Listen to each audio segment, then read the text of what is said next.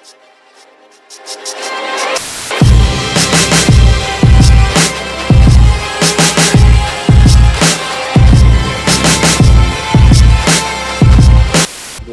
shit do not feel good. I'm about to have to coat my face with fucking Vaseline. Aloe vera. Some. Shake down to the skin. How you avoid the razor? That's what I'm talking about. My shit about like a Nestle crunching a little bit.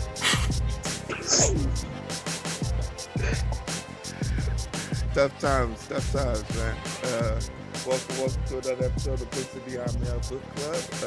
I'm your host, Heero. I'm joined as always by the big three, Rob, Black, JB. How you fellas doing? I'm good, man. Throw the bomb, Corey. We're going to be doing what we're going to be finishing up part two, not finishing up. We're going to be going into part two of what's the name of this goddamn book? Developing the Leader Within You 2.0. The most preachery type book I've ever read. And he's constantly apologizing for being preachery. Like, relax, dude. You said it in the former beginning. pastor, what you want to do? But he just keeps apologizing for it. Just like, yo, you said it once. We get it. We're still here. You talk longer than Obama somehow. We still here. Let's just get on with the book. But we're going to be doing chapter 5 through 7. And chapter 6 was a doozy, but the message is super interesting. But we'll break it down for that. So for chapter 5 at least, we start off with life is difficult. And the sooner you figure out that life is difficult, the sooner you'll start to actually make progress in life. Like, yeah, I think this really resonated with me, especially like since we're always going through, there's never a time in my life since I left the house that I can just remember everything was just copacetic. There's always something you're dealing with. It's like a constant pressure at the back of your head, at the forefront of your mind, that's just like letting you feel that pressure. Real quick, can we talk about a little bit about what that pressure is? Something that is constantly on your mind that just that's just always on your mind. JB. Yeah, I mean, 2 kids and a wife. What else? I don't think I need to say much more. Is that just all right? Next topic. No, it's funny. It's funny because we're reading this, right? And my sisters, I was just together with my family, and they was like, "Hey, Jeremiah turning into to my dad." Cause like he would just sit there and he'd be quiet, and my younger sister was like, he got 2 kids and a wife, like he got a family. Always thinking about something, so I'm working on just trying to be where my feet are, cause that's kind of that constant pressure all the time. Like I could always be doing something else. I mean, So, What's that look like for you, Black? Man, I'm chilling, man. I got the kid in the house. That's it. We got Black say, "Good Lord could take me tomorrow. I'm straight." Long as she good. Insurance is there for her. You see, I had to put the 2 parents together because like that's just their flat out answer. So like now that the 2 parents are out of the way, because the easy skate. Rob, what about you? What is that constant pressure? For me, I'll say if I had to pick one thing, I would say home affordability in San Francisco. It's wild out here. Man, but you making San Francisco money, so it ain't that wild. No, we try to start. It is wild. The salary don't match. The salary don't match. I was in DC making good money, and they was talking about my house was worth $500,000. I was like, I'm good. I'm sorry, I'm good. I will no. For what? Like, I think the constant pressure for me in the back of my mind is it kind of revolves around the situation that I'm in now, like finding a place to call home.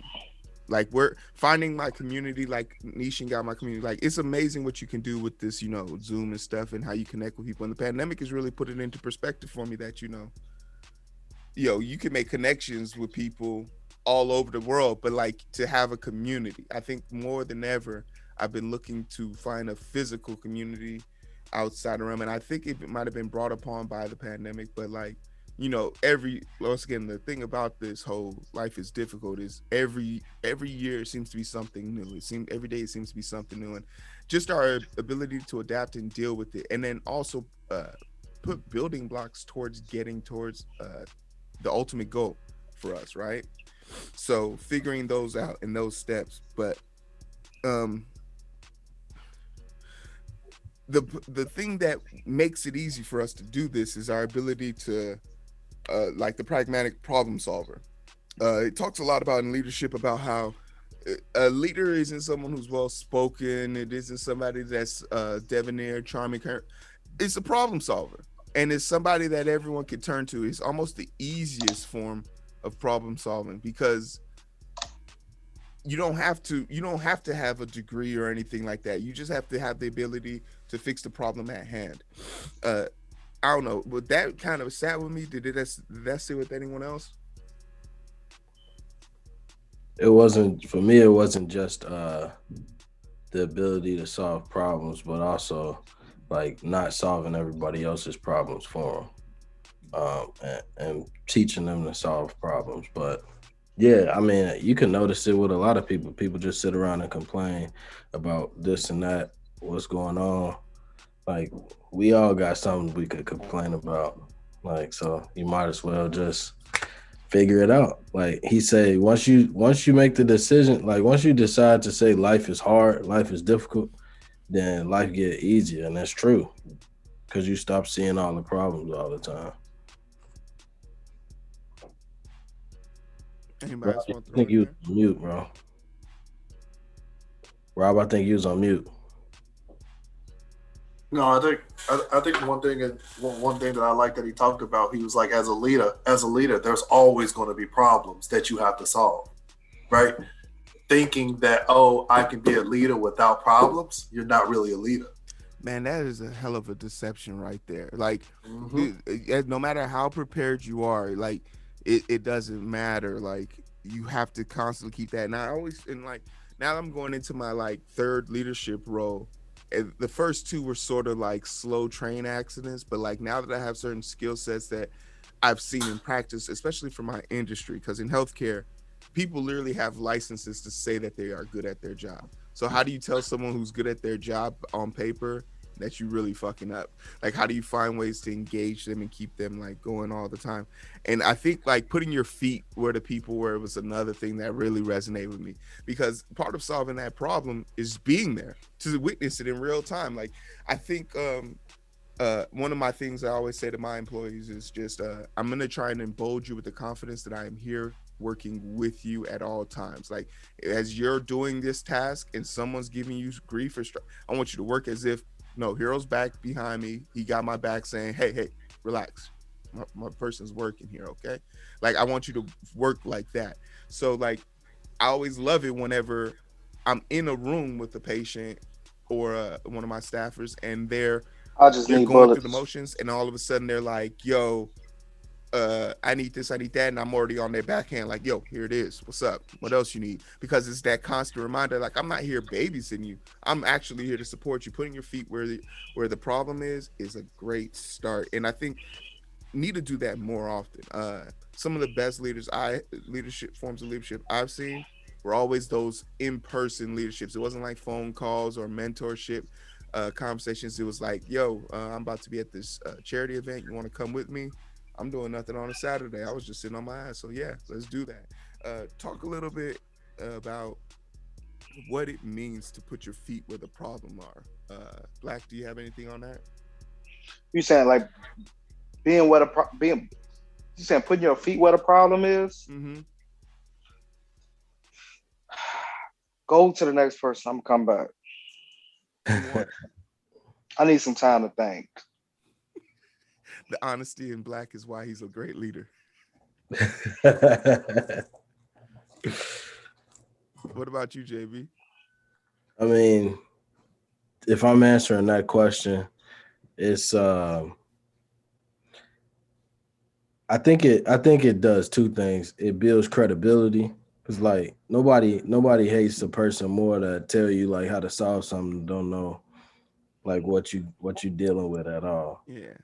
So I think part of that it builds credibility. The other part of it is, I mean, you can come up with real solutions, and also kind of like what if you around other people, like what y'all think, and fielding that because that's what this all about is empowering other people to make those kind of decisions. So some of the best jobs I worked at was basically the leader would say, "Don't call me, like do not call me, figure it out." But also it's like don't call me, figure it out, but like if you need to call me then I'm here, but I want you to feel confident in the ability to make a decision because we would all, I basically tell all the people that I work with too, that work with me or under me or around me, like there's nothing that you're gonna do that can't be fixed, so you might as well try and make the decision and learn from it, or it's the right decision, but you got to learn to be a leader. Mm. What about you, Rob? I don't think I have nothing to add. JB hit it on the head. If there was a problem, but as far as to the question of if there are problems that you feel that if you're present for those problems, you feel more connected in that. Are there any situations that ring true for you in that? I think having your foot where the problem is from my perspective, it helps you get to a resolution way quicker because you don't have to play this catch up game like, oh, I've tried this, I've tried that. If you're there, you know what they've tried, what didn't work. Hey, look, this is how I think we should proceed further. What does everyone else think to JB's point? Okay, cool. This is what everyone comfortable with. Okay, this is how we march it. Problem done. Problem solved. And I also pose this, and this is on topic, but it's just a different dynamic. What do you how do you feel about tradition versus nuance? A lot of people sometimes you come into an organization like I'm going into an organization where there's people been there for 10 years and I'm the new guy and I'm saying to myself, the first question I immediately have is why isn't this person of 10 years being moved up? Why isn't this person who's been there 10 years, why didn't he get the spot? And they'll say ba da da ba da ba ba da ba. But when I hear that, it just lets me know that because they don't feel that it would be a move up for them. They feel that the wherever they're at right now, the stagnant nature of their relationship is where they want to be. They're copacetic with it. And that's alarming to me that someone wouldn't want to be moved up and progress within a system they've been in for 10 years. So I immediately get become more informed in that. But like what does it mean to have tradition versus nuance? Like a lot of people come into situations where, well, this is how we've always done it. That doesn't mean it's the best method, but do you My mess up bad. I tradition? just I just killed How a it is Do team. you time? like Whoop. not mess with it? You feel me? Do you not go with it? So like, what do you feel in those two dynamics? Whoever wants it. I think to your example of a guy or a person, because I don't want to assume that it's a guy, a person that's been in an organization for 10 years that's kind of been stagnant. I think as a leader, you you have to work to identify what type of people you work with, right? Not everyone's gonna want to move up the ladder. Some people are like, hey, I want to get to this certain level and just chill. And that's fine, right? Because if you think about the organizational structure of any business, there can be only one CEO, Mhm. right? You're going to need some workers. You're going to need Corey, you can save me, bro. Please Amazon's save in me. Amazon's example. You're going to need people to pack the truck. You're going to need people to drive the truck. Everyone can't be Jeff Bezos, Y'all see right? And my the kills, people right? the people who want to be Jeff Bezos, what they're going to do is they're going to reach a certain level and then they're going to pivot and go to another organization. Mm. Take the skills that they learned and move on. Mm-hmm. Yeah, and the other part of that I say is everybody's not motivated by promotions, right? Because a lot of people No. assume that with a promotion comes more work, or Which it does. Which it I mean, does. a lot of, It does. you got a lot of people like that, so you got to figure out what motivates different people, in order to get them to that next level or to continue to get them to push forward. Some people just okay with kind of flying under the radar. Like I've heard people say, I like to finish in second place because if I finish in first place, I get too much recognition. So I like to finish in second place so I don't get any recognition. I I take that. definitely take I definitely take the back seat when it comes to like all like achievements and awards. Like anytime I win an award, I always send up an employee, uh the employee who was the lead on the project for me. I don't go on stage. I don't accept nothing in my name. Whenever I get the employee of the month parking spot, stuff like that, I always give it to the lead employee. Like, because it's just like, for me, that's nothing. I need my steps anyway. I don't care. Like, it'll never affect me in the the parking lot I have to park in anyway is closer than that acknowledgement spot. So I don't care. But like, those are little things that you can do to throw out there and help your employees like feel valued and stuff like that. But it always baffles me, and you're right, it's to each his own. But like us in this group, we always have been hungry. So it's crazy to me when I see someone who's like, "Yep, I'm okay with this, and I will forever be okay with this." And then you think about it and you lose yourself in it, because if you like really think about it, it's like what they're basically saying is the situation you've created for them is more than enough. They're complimenting you, and you shouldn't take it as an offense, like that they don't want to grow under you. It's just the fact that you've made it culpable for them to do it. And we also take work-life balance completely for granted. Completely Yeah. for granted. Um,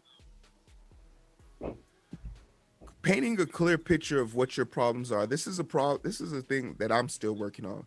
I often branch out too far and too fast on the things. And he talks a lot about this in the sense of how this is a problem for me because he lacks patience. He thinks that his way is the right way, but when he all of a sudden gets when he finds out, like when he's talking to his employees, and he's like, "Oh, you guys don't get what I'm trying to say," is because he didn't paint a clear picture. I don't know, Black, do you have any situation where you tried to paint a clear picture for a group of people and they didn't just get it? You're on mute, bro. No, I know I was on mute. I was just listening to y'all. I was listening to Heero ass about. It's how it be though, man. Motherfucker. Let me take these headphones and get out this game. I was in the game. We had the plan, so I'm trying to listen to everybody and all these people footsteps and shit. You know how the duty is, man. I'm trying to be a leader on here. Command and point out to the what the op said. I just smoke 8 people, Heero. Appreciate it, man. But what about a situation where like just painting a clear picture for your employees, like trying to get them to see that picture? What are some ways that we would paint that picture? Like what tactics would we use in that situation for you, JB? Repeat that. What tactics will we use in trying to paint that picture as a leader? You know, you're trying to paint this picture to help people move forward and stick to a plan. What are some tactics you can use to paint a picture, a clear picture about the objectives, the plan, the work ethics, etc.?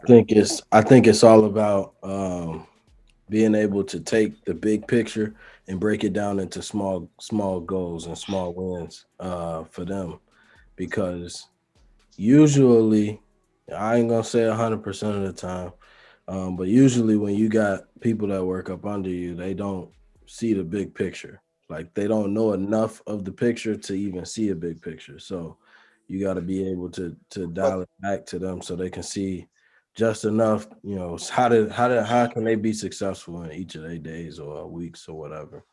But a lot of the time people don't understand the big picture because they're getting little pieces of shit explained to them.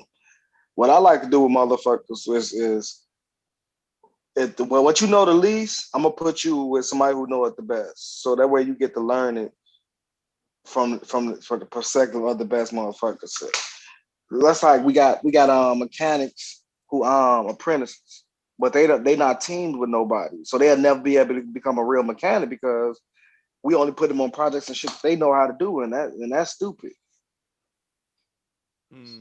You'll get So like how the union work. Yeah. Go ahead. Okay. No. Go. No, I'm saying, well, how the union work is you become a journeyman or whatnot, or mechanic, or full blown mechanic based off the hours you work, not by what you learn, how they doing it. So instead of fucking just doing that apprenticeship based off time, I will make it so that you have to learn pretty much everything. So if you on a schedule by yourself, you can do something other than be like, yeah, we got to wait till next time. Interesting. It's just so you would take the approach of not even trial by fire, but understanding how to just be in that fire. Yeah. What I'm about putting you in there with a firefighter. I ain't gonna just send you into the fire and like put it out. Yeah. Okay. What about you, Rob? I think oftentimes though it comes down to really understanding how the people on your team interprets and what's their communication style, right? Because if just because you say something one way and it works and somebody gets it, doesn't mean that same approach is going to work for the next person. So it's really understanding, oh, this person's more visual. So when I'm talking big picture, I need a whiteboard, right? So I can kind of map it out for them, as opposed to someone else who I could just have a conversation like we're having right now, and they just get it and it clicks. So I think it's really understanding that communication style.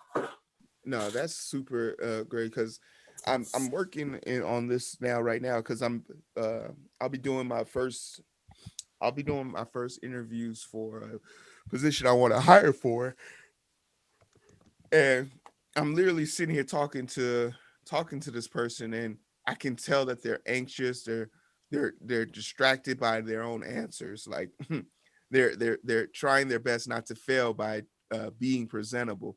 And a lot of times that icebreaker situation, I'm so not into the whole corporate statutes. That's why I don't like the traditions.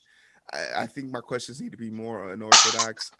People like to use those behavioral analysis tests, and I tell people that because it's a computer generated program, you can cheat it, so you can always lie, and that's not useful to me if you're lying to me. Something as obscure as saying, "Hey, one of my favorite interview questions to ask is, hey, what do you order at Chipotle?" And it's just so disarming, and people are just like, I take lungs out of people's bodies. I'll be like, I don't order shit because I don't eat that. Yeah, you gotta come up with something. Like, I just want to know your person, and I think it's a. So now you want me to be a liar? No, hey, if you order something though, right? But you could just go up, you could literally go up there and say, that's not my cup of tea. And that's an answer on its own. That's a piece of information that you now have on that person. But it's more than whatever they could tell you on some fucking behavioral test. Like, how strongly do you feel about being told you're wrong? Somewhat wrong. Like, shut up. No one cares about that shit.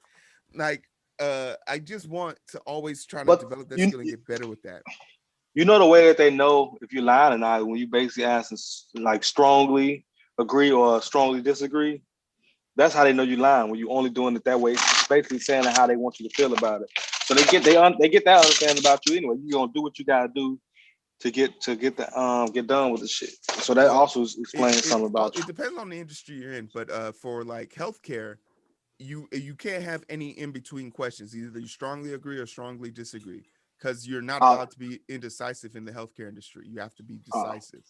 Well, when you becoming a cop, if your ass answer that way, they won't, like, when you go into the mental, like, analysis. When you're taking that little exam, whatever you want to call it, when you only strongly and disagreeing or agreeing, they're not gonna call you. Yeah, no, I could see that. I could see that for sure. The last thing I had for part 5 is the test is needed. You need a way of testing yourself. I think especially as a person who's trying to, I don't know how to test myself, how to gauge myself. Like, I used to think that my only way of proving that I was doing good was based on my performance, but the truth is the performance of the people I'm leading. That's my test. The day in, day out, the test has to come every day. Just talk about a little bit about whoever wants the floor for this one. What is your test? How are you tested as a leader? What is that test you are getting at work or in life? Can we table that till we get to chapter 7? That's on serving people. Yeah. Okay. All right. I put the note in that, Rob, because then you got to bring that. Was there anything else in chapter? Anything else in chapter 5 we want to bring up? Nah, but I did have an answer to that question, but I'm gonna table it till we come back to You being tested right now. it. Saying that I read the whole book, we could table it.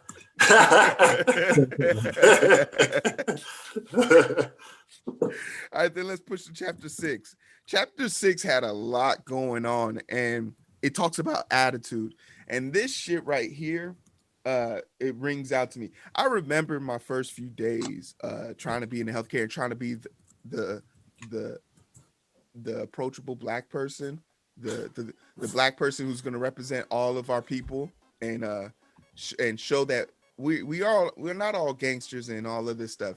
And it was when I got fired from my first job doing everything right, but I was told that I was still intimidating, that I was just like, oh, so there is no pleasing you people. There is no easy way of doing it. I always, so, and from that point, that day forward, I never wore boxing. I took the gloves off. It was like, no. Yeah, because that was your first mistake, nigga, trying to please other people. I mean, but you have to, I think that's part of it. Once again, that was my growing. That was the understanding. But it also gave me the confidence to then tell the employees that I would bring on, I didn't hire you because you were trying to conceal yourself. I hired you because of who you are.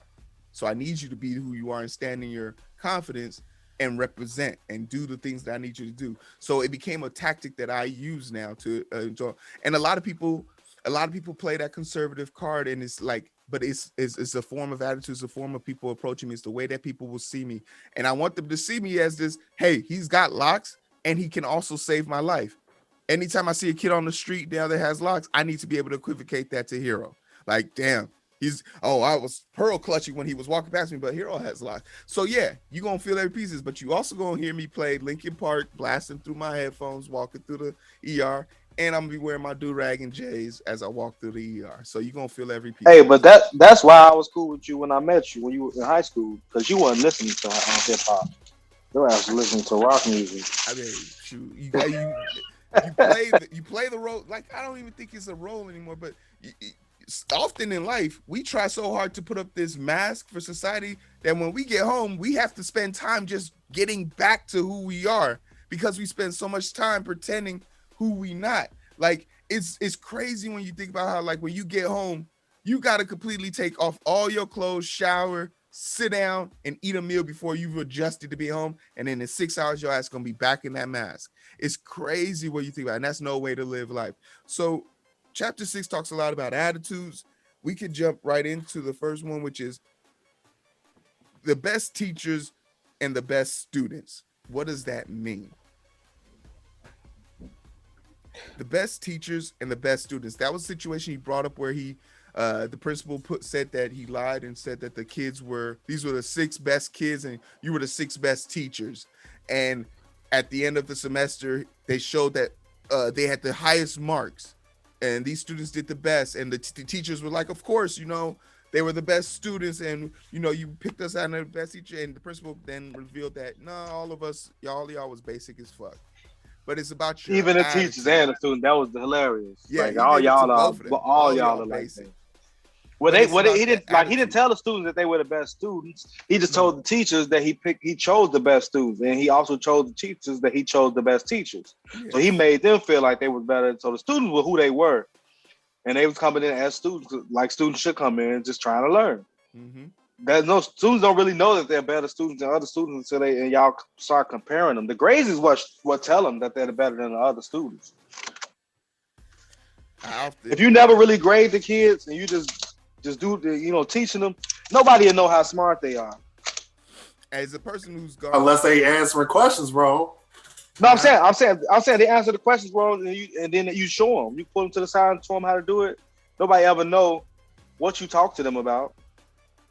So if you go into like a year of just teaching instead of just grade, like, see, most of the time people go to school and try to memorize the shit they need to memorize instead of learn it. So if you go in school just teaching, so when something goes wrong, you don't grade them on it. Now I know, like, damn, now I know what parts I got to remember. Like, man, look, you going there just teaching them. Like, okay, this is how you do it, and then boom. Because the grades is what fuck kids up. Because if you got bad grades, even though you're trying, that's gonna fuck your brain up. Now you feel like you no matter what you do, you ain't gonna be good enough. So if you're teaching them just to teach them instead of teaching them just to pass or fail them, then they want to learn a little different. Because now you're showing attention to them, make it feel like they're a little bit more special than what they thought based on grades. Because the grades, like, even if you have all A's and B's, you can grow up and work at fucking LA Fitness. Facts. I think the educational system is definitely hindering a lot of the potential that kids could have in the medical, and not in the medical field, but in education in life, bro. In like life, because geometry. There's no way in hell geometry should be taught to kids without architecture involved. If you gave a kid a bunch of structural integrity type stuff to test with their geometry, that would make it so much more compelling. But when you give them lines and protractors, no one cares about that. Furthermore, no one's ever going to remember Pythagorean theorem if there isn't a reason for why the theorem My point exists. exactly. Teach them for what they need to know. Teach them basic math, basic everything, and then financial math. After that, if they go into the career that they want to do, that's where they learn the other shit. Like once you choose your majors in college, like, okay, now you need to learn geometry, you need to learn certain shit, and then you could take like classes like you want to be what's that construction class they used to have back in the day before we was in fucking high school? Wood shop and shit like that. That's where you learn geometry and shit like that. So you like, okay, I want to take that class because eventually I'm gonna want to own a house and want to fix up my own crib instead of paying somebody. All right, cool. You can take this class. Like they just added CNA, I think, to North, to TF North. That's great. A girl that graduated with you, Jeremiah. There's so much time for people to like push this, but like it's really a disservice how like we are teaching our kids, because the fact that a lot of people didn't learn about like financial literacy, the fact I'm teaching a lot of adults financial literacy on a podcast I host on Friday is crazy to me. Like just like not, and there's nothing like on the, like there are people way more qualified than me, but just the essentials of how to manage yourself in the situation. Like, oh, you got a budget for this, a budget for that. Okay, cool. Let me make a correction. It's a cosmetology license that they get in TF North now. They paying to add on a building, well, a portion of the building for what's her name? Waller. Her last name is Waller. I think she graduated with you. She graduated the year after me. Huh? She graduated the year after me. Okay, yeah, but her, she added that to the school. That's what's up. But I don't know, like, what do you guys feel on this? Like, just the attitude aspect of it, or you can go into the student teacher complex or whatever it is. But JB, did you have any ideas on this? I mean, I think we hit. That's part of it is what we hit. The other part of it, I think, is being as a student, you just got to be open and to being coachable and willing to learn. And as a teacher, I think that's important to be that way as well. Like you have to also be able to be flexible with your student. Like if the way you teaching ain't working, being able to be flexible to teach different methods. So. They got for one learn those methods too, though, because sometimes they get stuck into a certain way of teaching, and they feel like because the teacher can't learn it that way, they're wrong. Yeah. Now I'm gonna move on to help the other kids who are doing it the way I'm telling them to do it. Yeah. What about you, Rob? I think attitude is super important, and a recent example of this. So I was on a call with two people that in terms of level within the organization are my superior. And we're talking about, because we won this brand new client, and there's a lot of things we need to do for a first year audit client, right? And the person, so it's a partner, there's a senior manager, and there's me at the manager level. And the senior manager has some stuff going on, the partner has some stuff going on. So I drove kind of a lot of the actionable items, right? And we're on a call, the three of us just chopping it up on where things are. And I deliberately use this when I talk to my teams, regardless of who's on the call. I rarely use the word I use we, right? So we'll talk about a topic and I'm like, we did this, we did that, we did that. And then the partner goes, why do you keep saying we? You did all that. But I was like, no, that's not the way I look at it. It's we did it, right? Because if this job goes good, we did a good job.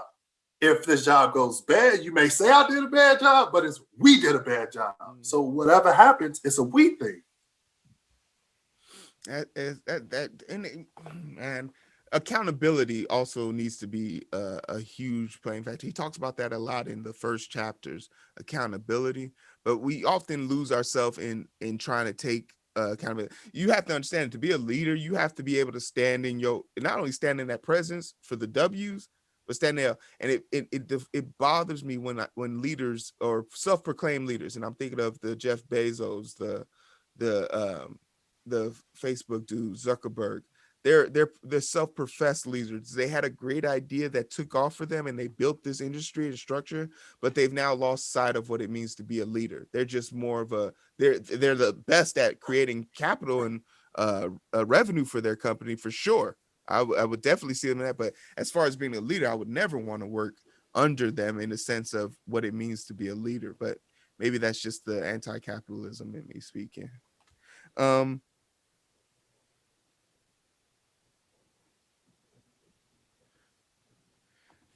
what is the situation where you're expressing gratitude? I think you talked a little bit about this, Rob. When you do a good job, you speak that mind to it. But this was something that he also spoke about, how like sometimes he doesn't realize that acknowledging people for what they're doing in the current time is also wearing them. Every day you wake up and do your job, you're tearing a piece of your employee away from them. Like you're chipping away at them. It's called burnout. It's called wear and tear.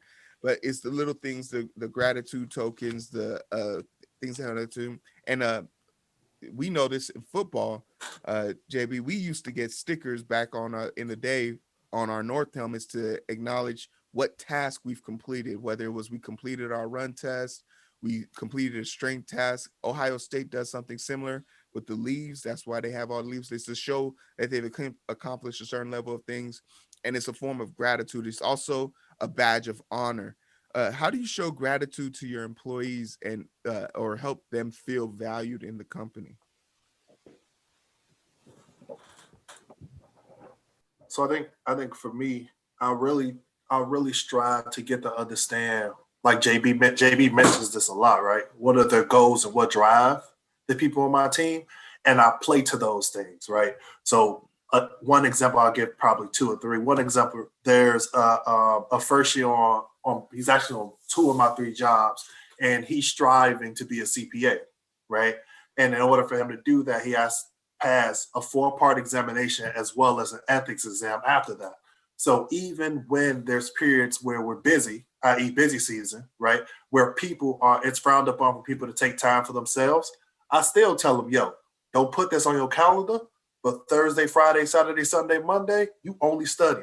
I don't care what's going on with this job, right? Because for me, it's like it's probably a lot of its work is going to have to be reallocated amongst a team, but it's going to benefit us in the long term if we support him in getting this CPA designation, whether he stay here long term or not.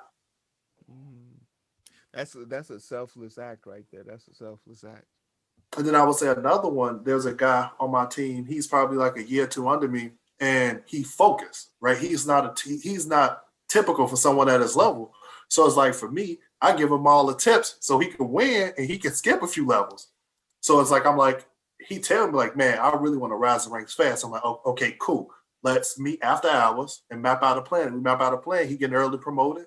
He just got early promoted, and I've already started the conversation with the partners on my job, basically saying, yo, um, this guy wants to get promoted again early, and we need to support it because of X, Y, and Z. And he's not even in those conversations, but I'm forcing it. I'm gonna press the issue for him because, again, he makes my life easier.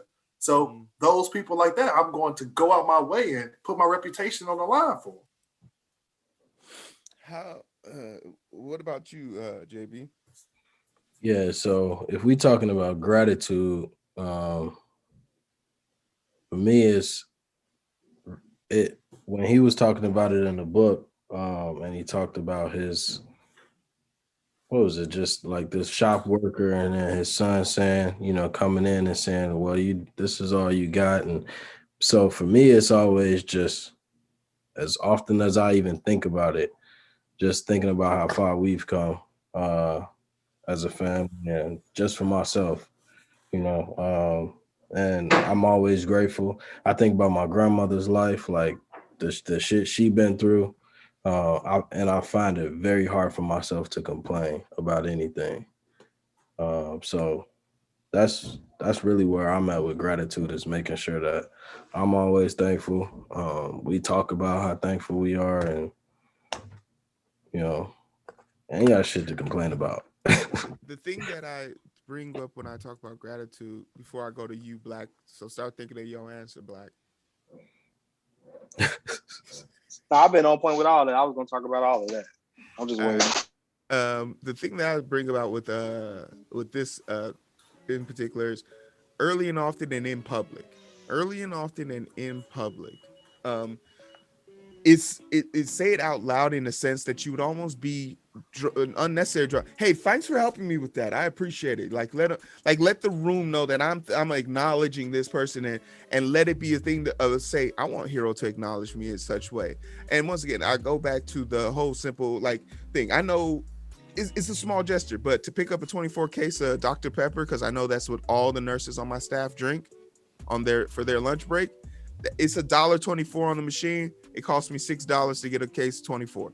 And just to be able to put a pin on it and say, for Heero's employees only. It's a badge of honor. They get in, they walk in, they probably don't have the exact change. The machine always eats their money because they never feel the change. These are the things that I saw and I noticed, and I did it for them. And it's like now it's like, hey, dang, we got 4 cases starting and I only got 3 people on.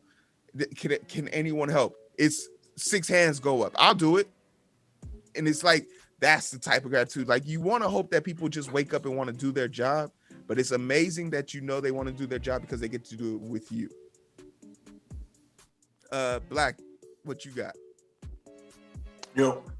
So here you talk about the stickers that y'all had. I was saying that you guys could instead of like how I was just saying about school, when you're teaching the kids, you only have to let them know with grades, but like you said, reward the whole class for the well doing of some. Like, oh, said so and so them did, like a few of the students they're really great on this test or whatnot. So the whole class get pizza party. Remember what type of shit we did? And we had pizza party and shit as kids at school. Italian fiesta, special. Yeah, we had real shit at the schools in the city that we never had out there in the burbs. So it was like, when motherfuckers do good, we getting pizza parties, we getting movie days. Shit like that, where you want to do good in your test to be involved in that shit. We getting field trips, even though it's like something like, I feel like I went on way more field trips in the cities, poor schools, than I did in the suburbs. 100% agree. 100% agree. Going to the museum, shit, science industry, going through that plane and shit. Just make you feel like you're special when you're doing good. Just like, but on football, I like how sports, I don't want to reward everybody. In sports, you only get what you win. Mm-hmm. Because that when you losing that, when it's something like that, it makes you more competitive. Because when you join in sports, you already competitive. School is something you have to do. That's supposed to be, sports and everything is for fun and to better your life. School is just fucking you have to learn certain shit to get by in life. Yeah. So it shouldn't be like a contest. And he just touched on something real deep too. He just touched up on the people on failure. Mm-hmm. He just touched on failure. Yeah. It's super important to experience failure. Because you failed in life. Yeah, you failed in life. So it's okay.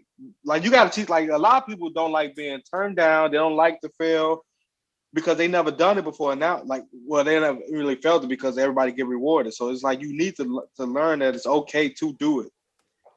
I feel like it's okay to be turned down and to fail. Yeah, it's okay. I always tell people you can always come back. Say no. Like, what's the word? Hey, go up into this car dealership. Like I was. Well, yeah, some people ain't with that. That's why when they get told no, they kill a whole class. Yo. That's why the ugly dudes be having all the girls. Because they had a lot of time to practice. It's a lot of time. But like, if you can become a master of failure, because becoming a master of failure helps you pick out your targets.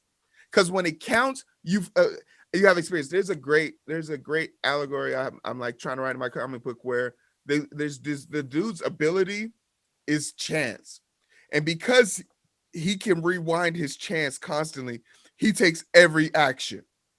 So anytime he's in a comic book, you know he is. If he's there, he's already done this a million times. That's why he's there. And it's just a rare occasion that whenever he shows up, the premise of his whole entire life, his whole entire powers, he goes in and fails. And every time he fails, he restarts. So it's the groundhog theory. But so I love that idea that he understands that concept. And you could think of it as a curse, like, damn, I'm stuck here. But what it really does is just help him pinpoint accurate what he needs to do to get out of it. He's the character without flaws. Yeah, manage your outcomes. Man, for all the L's I've taken, I'd be sitting here remiss not being grateful for all the W's. But I can't seriously say the day I asked for 6 figures, and how that came off the way it even rolled off my tongue. Yeah, so I was thinking about upgrading my the promotion, getting a promotion around 6 figures, and everyone kind of just paused and looked amongst themselves, and they were just like, okay, yeah, we can make that work for you. We'll send over some paperwork. And I was sitting there, I had to poop and everything, so I was just sitting there just trying to hold it. Like, don't make no sudden movements. You gotta be calm. Act like you've been here before. Yeah. All right, cool. Whatever it takes mentality. Now by any means necessary. I'm very sketchy about this because I do feel that you won't lose until you let go, until you give up. But you can sustain a lot of head trauma and a lot of mental debilitation if you don't come up the way if things don't plan out the way you want to. For example, I wanted to be XYZ type of surgeon, right? I didn't have the grades for it. I didn't have the time for it. So I took out and went into pulmonary. If I had stayed on that route, would I have been able to save the people I'm saving today? Probably not. Like that mental place I had to put myself in with that isolation wasn't good. So I'm very iddish on this. Like, set a goal for yourself. And if you don't accomplish it, come back and reevaluate. But just to constantly bang your head against the wall until it fits, I don't know if that's a great tactic. This works definitely in other situations where you're talking about by any means necessary. Obviously, that has connotations of historic civil rights movements and things of that nature. So that's something you can fight for eternally. But when you're talking about on a personal level, your own personal growth and what it means to personally grow, you could do a lot of damage to yourself. I don't know how people feel about that. We can dive into it. Who wants at it? What you think, JB, bro? So I think personal development, personally, if you ask me, is the key to everything. I take it to this level. Like, if I'm only 75% of myself, I can't give 100% of myself to nothing. So if I always am focused, and I talk to my team about it, and everyone, all my coworkers, like, you got to focus on you. And it sounds selfish sometimes, and you got to put it in perspective of your life. But because you listen to all these life coaches and whatever, and they don't care about their family or their wife or their kids and nothing like that. So you got to put it in the perspective of your own life. You got to take care of yourself. Not every single morning, but I try to do it most mornings. You know, I wake up before my kids and my wife, and I go work out. I do my gratitude. I read something, and just make sure that I'm at a higher level of my mind state than as possible, the highest level I can be at possible for the day, because it ain't always possible to be at a 10, but that's what every morning is focused at. What about you, Rob? What was the question again? What is it like? What does it mean for us to, when we're going through our situation, our daily life? Wait, what else it was?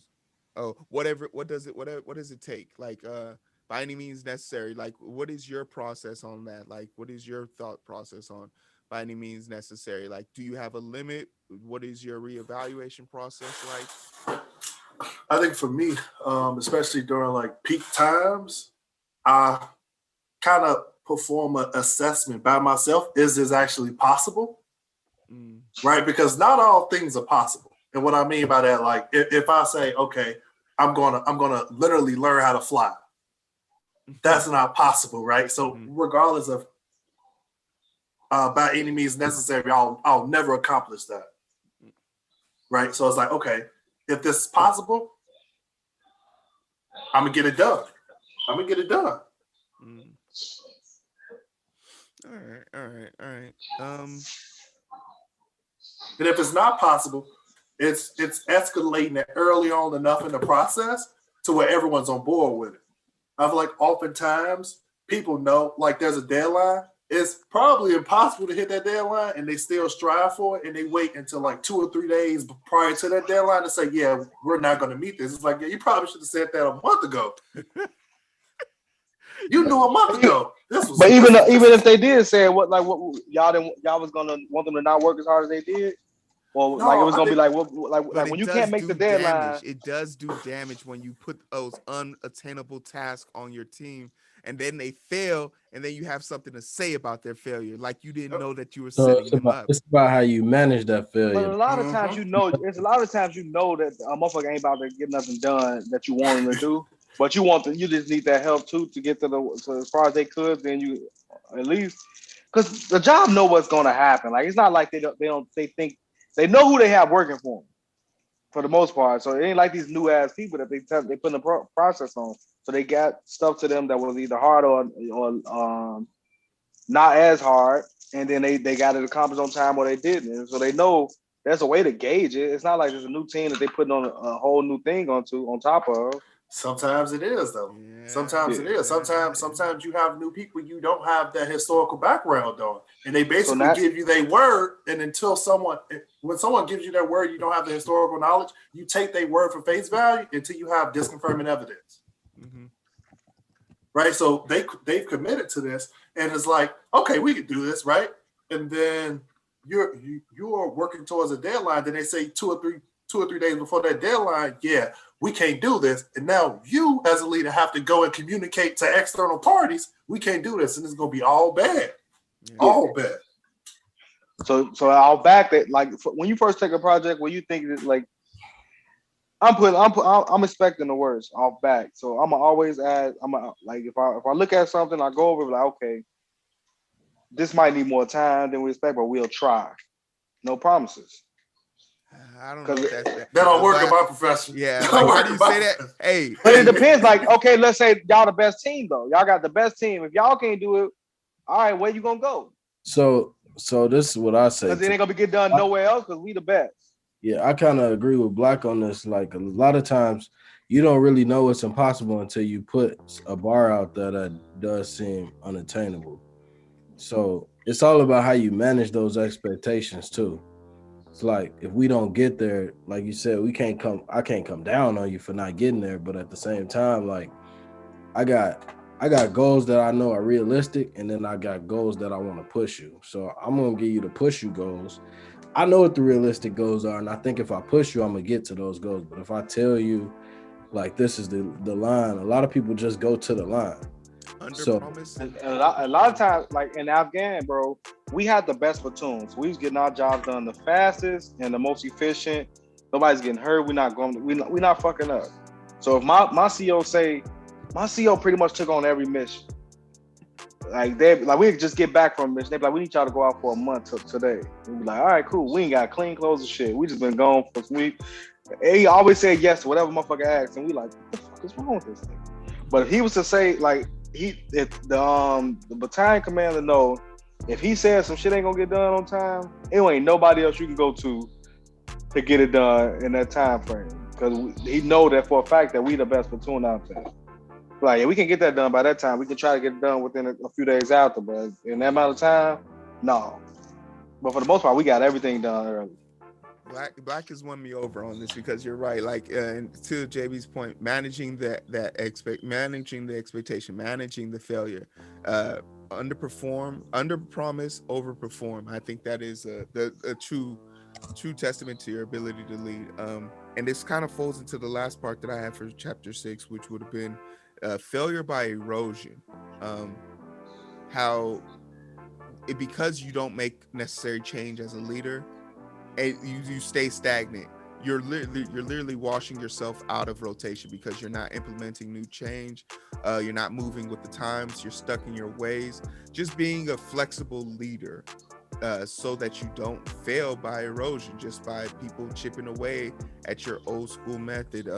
Really resonated with me, really sat with me. Was there anything in chapter 6 somebody wanted to throw out there? Hey, but look, it's also probably way different for Rob than it is for us. Cause like for your job, when it comes to surgeons, y'all have y'all best surgeons, and y'all know who the most efficient surgeons. So he was like, okay. Before we even cut you open, we're gonna tell you your percentage of your chances. Yeah.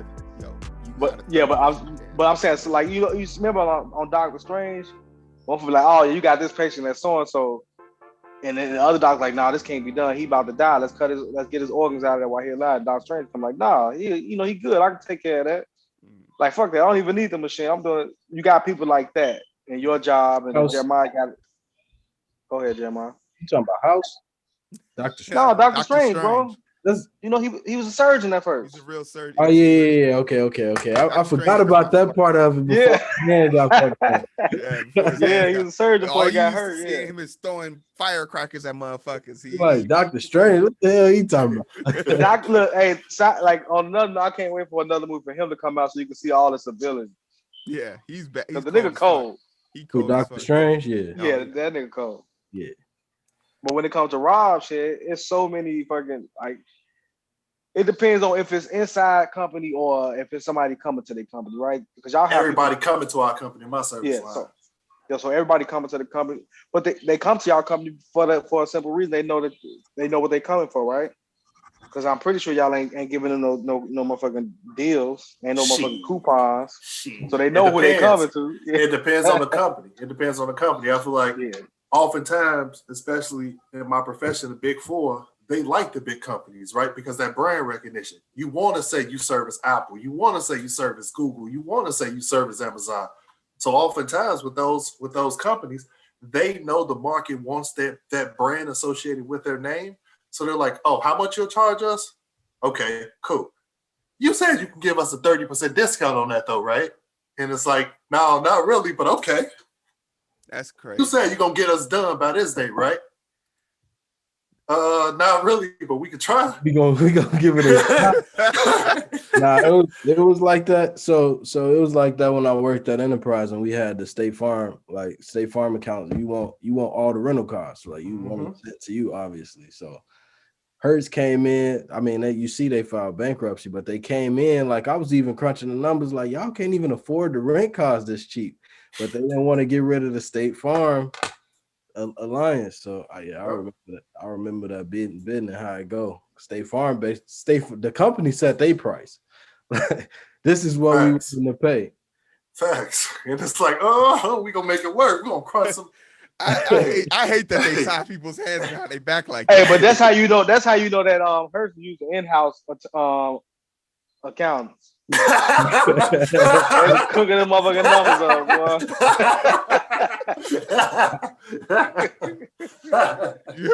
They got two accountants that they hired themselves. They're like, all right, I mean, this will work out. They ain't counting none of the factors. Bro said, and he only had associate degrees. I was like, hold on, how can they afford the rent cost for this cheap? Like, it's kind of crazy too if you go on like one of their websites. And then you go and try and order a car now, all their shit's like $115 a day.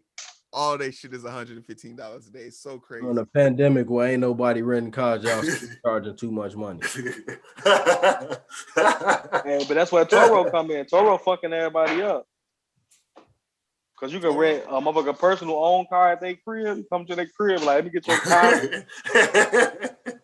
I might have to look into that because I'm going to Arkansas in June, and I was trying to go. You get into Toro cars, bro. Them over like a real at home car, but everything fucked up. You're like, all right, shit. Bro, say all the lights on the dashboard. Hey, I'd have been in the car that like they gave the notes on that bitch was like, yeah, if it don't start, do this, do that. Like, what? I mean, this bitch kicking the tire. Nah, pressing the power button on the radio. Nah, I'm straight, bro. I'm not told. I'm good. Like there's certain things in life that you just shouldn't have to deal with. I mean, for $10 a day, I'm gonna go ahead and take that $10. You can pay $150 to go down the street. I'm just going to roll in the house when I get out of the plane. Oh God. Anything else in chapter 6? Was there anything in chapter 6 before we hit the 7? I think we hit it all. I think we can start off 7 with the question you asked earlier about the test. I already forgot about it. The test that we take to ensure that we're a good or effective leader, something to that tune. Oh man, so being especially and I'm speaking, and this is where I think like some of the disconnect happens for us as the readers, as being black men and talking to and hearing this come from a white man. It's sort of a disconnect for me because it's like you've always been given the benefit of the doubt. He's definitely had no struggle, but he doesn't know our struggle, and especially for us to be in leadership type struggle. And I always am looking for the thing. The saying goes, you have to be twice as good to get half of what they have. So it's always, hey, mute yourself, Black. I'm not doing shit. What's all that noise? It's all that goddamn noise. So you saw how defensive he got? Like he wasn't the one who had children's shows in the background. You watching Love and the Blessings or whatever. But you think about like all those things that you have to do and how like the task that it will take, the burden of proof to be able to step into that method. Then you think about like, okay, how do I gauge my own performance? And you're just as hard on yourself, even though you're doing twice as much. And often you gain a sense of resentment. And that's why I always tell people like, hey, if you take anything from this conversation, make sure you getting your worth in the bank account, because you will drive yourself thin trying to keep up with people 2 times the rate when you see your peers doing half the amount of work that you're doing. So make sure you get paid. Don't take no discount in that form or nothing like that. Don't be afraid to step into that situation and go hard for that situation. But what is the test that you see yourself? I don't know who wants to take this. Rob, you wanted to push it back? Go ahead, Rob. I think for me, I wouldn't say a test, but I periodically check in with the people, with my superiors, and not lead with, because oftentimes when we're seeking kind of critique or criticism, they start with what you're doing good, they do good, bad, then they try to end with good. I don't like that structure because I feel like that doesn't really help me become the best version of myself. So I kind of set the expectation, hey, I really want to talk on what my blind spots are. Yeah. And we map out a plan together on how I could turn them to further strengths. And then we could talk about what I'm already doing well, because that stuff I'm doing well, I don't care because I'm doing that. But well. you know you're doing what you're doing well. You know that already. So you don't even have to even bring that up. So like Joe Budden was even saying this the other day. Like, in order for me to tell you something that's bad about you, I don't need to tell you what I like about you. Mm-hmm. I'm just letting you know what's bad about you. Like, be like, yeah, you're doing some wrong shit. I don't need to say, even though you're doing this wrong, you know, you my boy, I love you, bro. You always come through with the outfits, and you know, like, nah, my nigga, you doing some wrong shit right now. That shit ain't cool. You know, you shouldn't do it. Stop. You know what I mean? But that's how people do. They like to, like what they used to call it in the military, like sir sandwiches. You know, like, yeah. Sir, you need me to do this, sir? Like you don't I don't need a sir sandwich. You need to put the sir on top in the bag, let them know the good and the bad on the bag. Like, look, let me know what's up, and then that's it. We don't have to like. I know what I'm doing good. Everybody, because that's what you do the most. That's what you do the hardest. The shit that you're good at, you gonna do that the first. Mm-hmm. But everybody can't take criticism like that, so that's why. That's why we were just talking about in managing them expectations. Yep. At the beginning, though, like people gotta learn how to fail. We were just talking about that. You gotta learn how to fail, accept the bad, like be able to be turned down. If I'm about to give this sounds so sexist, but if I'm about to give a woman a bad review on her work write-up, I gotta think of easier ways of putting her down versus how I would talk to someone who I know at work and I can have a candid conversations with. That's why you don't like Kevin Samuels now, because he just telling them bluntly. But I think like as a hey, for sure. You wanna butter their feet before you push them. You gotta make sure you come to your people the way they can receive you best. There's like some of the people on your audience.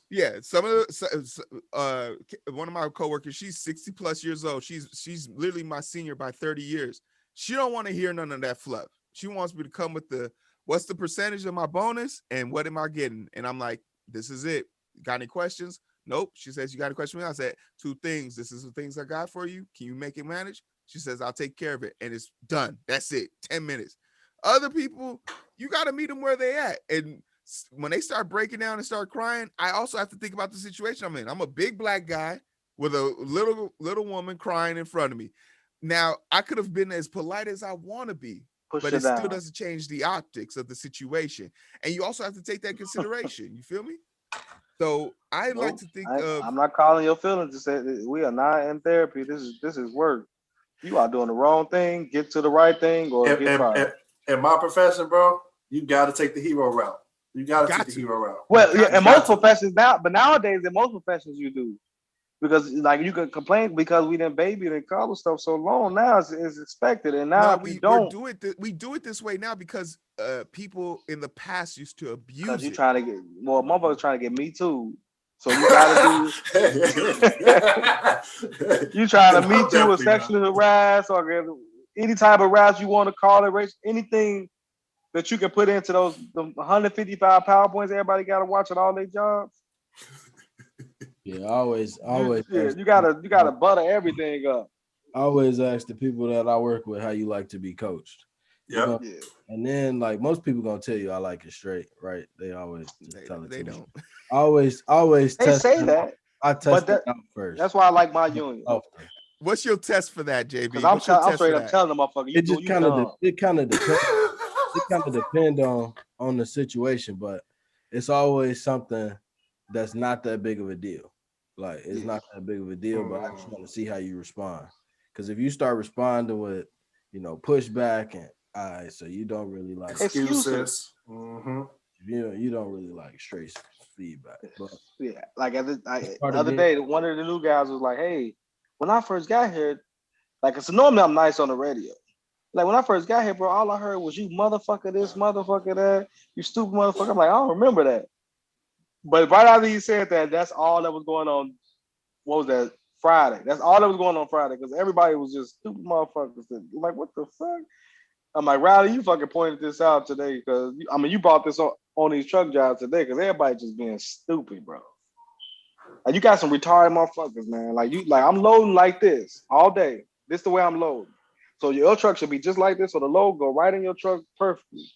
Now I would load the truck just like this 5 times in a row, and then the truck will pull in like this. So like these motherfuckers be trying to test you, boy. The thing that I also wanted, like, and kind of pushing back for the test, another thing is be okay with the results. Take the results for what they are. A lot of people try to run from the results or try and be problematic about it. Like, take the results for what they were, but your results aren't failures. Your results are just that. It's a trajectory of how you are doing. I also used to get really upset when I used to get performance evals, even though my staff was doing well, because my communication with upper management was lacking. I would get yellows out of a green, yellow, red, and I'd be like, am I not being engaged by the performance of my team? And they'd be like, well, but we also need your involvement in leadership. And at that point, I told myself, y'all don't pay me to be part of these leadership conversations. Y'all don't pay me enough to be part of this. You pay me to fix this problem. Why are you adding stuff to the back end? And it's always the stuff at the bottom of the JD, other tasks and responsibilities as addressed. Hey, if that's in your clause, ask for 10,000 extra, because they can literally make you do anything off of that one clause. And then look, if that in your clause, because I'm telling you, bro, when I first saw that, I was like, oh, okay, cool. Then they sent my ass out to Mobile, Alabama to go get some lungs. I was like, this is not part of my job description. Well, yeah, it is. It says task is requested of you. Oh, and if you're exempt, if you're a salary employee and you're exempt, and you get off at 3, you don't get off at 3:01, you don't get off at 3:03, you get off at 3. I don't let people who are exempt do stay overtime because you can't get paid for it. So why? Yeah, that's how it is. Well, we get paid for it, but if it's 3, like when look, I was just talking about this the other day. Well, we had one of the supervisors that started, one of the big bosses that started a few years ago. He's gone now, but the day he got there and was introduced to us, it was 3 something, like 3:26. He's talking. We all interested. 3:30 hit. I'm like, all right, you can finish this tomorrow. Clock out, and I walked out. I told him, I'm like 3:30. I'm gone, bro. I'm not staying late unless I'm asked, and then even if I'm asked at 3:00, I'm not staying late.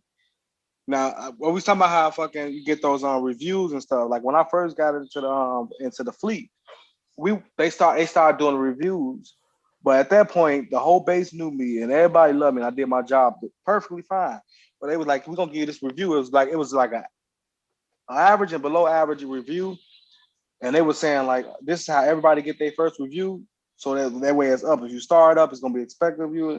And I'm thinking like, "All right, whatever. This is my first one. I don't know shit."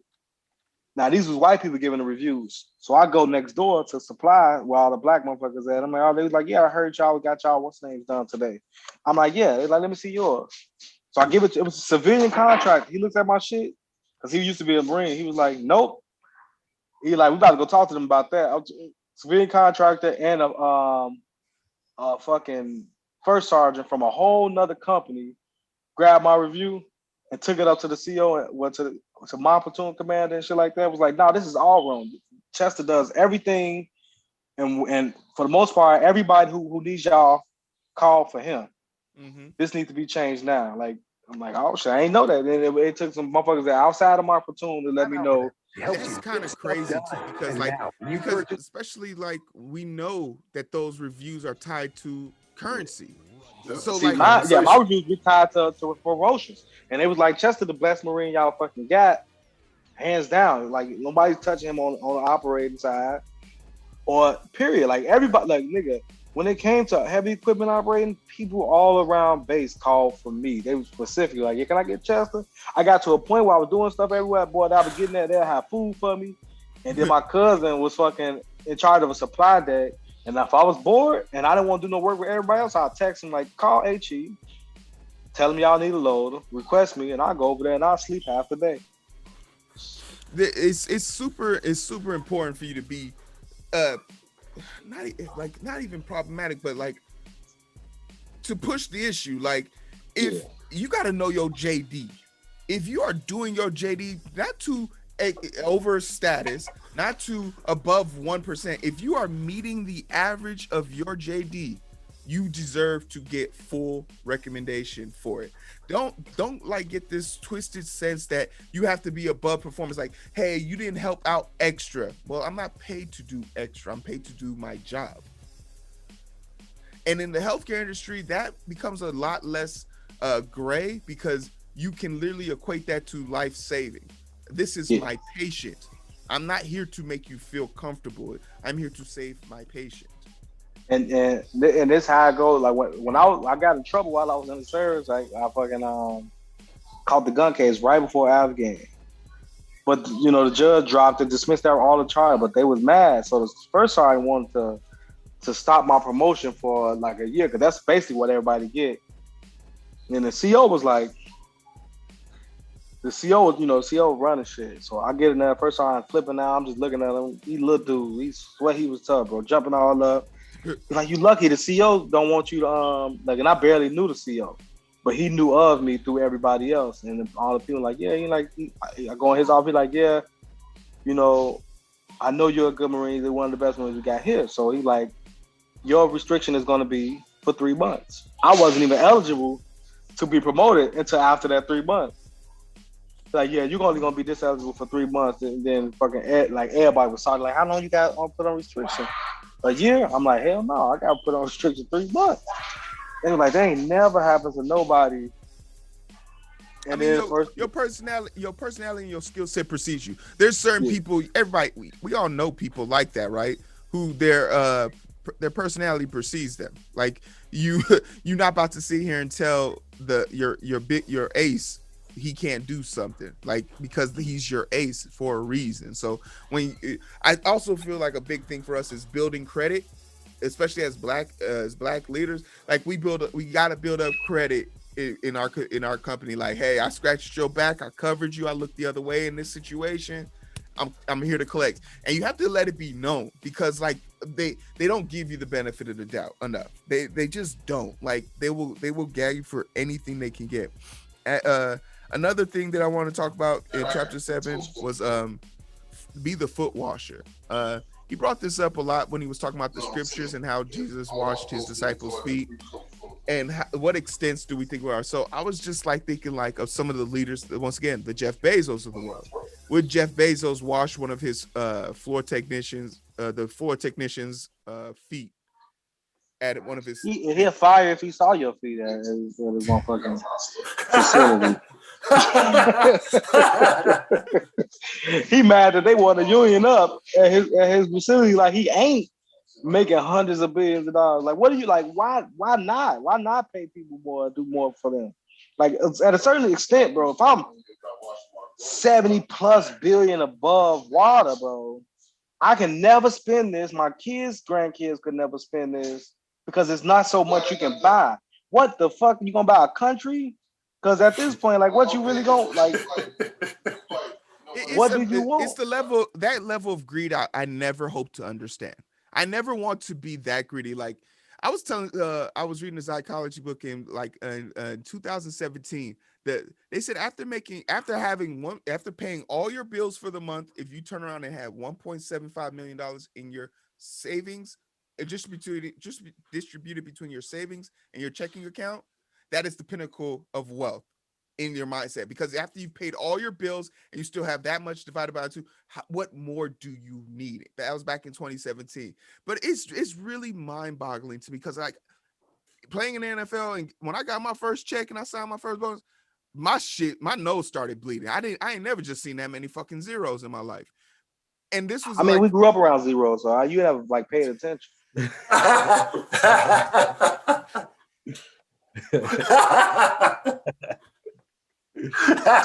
So I, like, growing up, like, gonna be on your ass. I ain't had a check yet.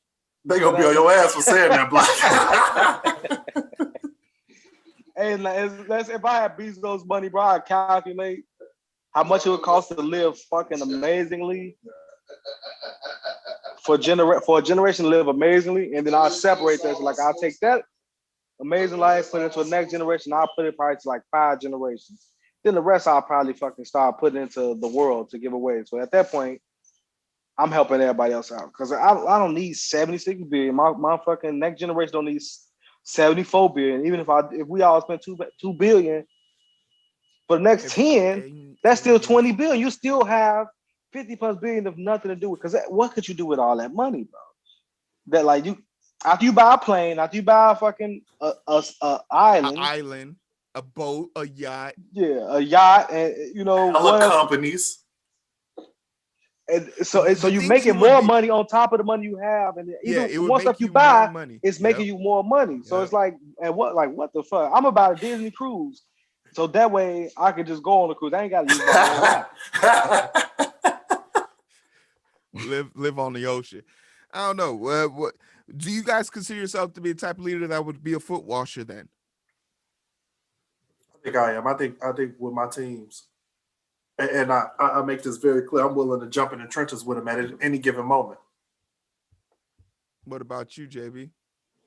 Yeah, I'm gonna jump in the trenches. I'm trying not to take the foot washing literally. That's why I said trenches. Hey, I think like I think it's for each his own, because in my career, I gotta be prepared to clean somebody's shit off their ass. Like your ass had surgery and I nicked your bowel and you started pooping everywhere. Yo, I'm not gonna wake you back up and be like, oh yeah, by the way, you shit on yourself. When you get a chance to take care of that. Like we gotta make sure we give you a better life. But I feel like that's a human thing for us. Like we gotta see the worst of worst in people, and we gotta somehow fix that and make them better. So I think I would take it very literal that I could do that for my employees, as I've done way more for my patients, my customers. So I think it would fit in my attach, but the trenches for you guys would be the equivalent. We already know Black's cleaning people's feet, man. He out here feeding folks, so we know. But that was it for me for chapter. I had another one that was like ask for it or go get it mentality, but I think we've all been like that since we've been born. So anyway, is there anything in chapter 7 anybody else want to cover?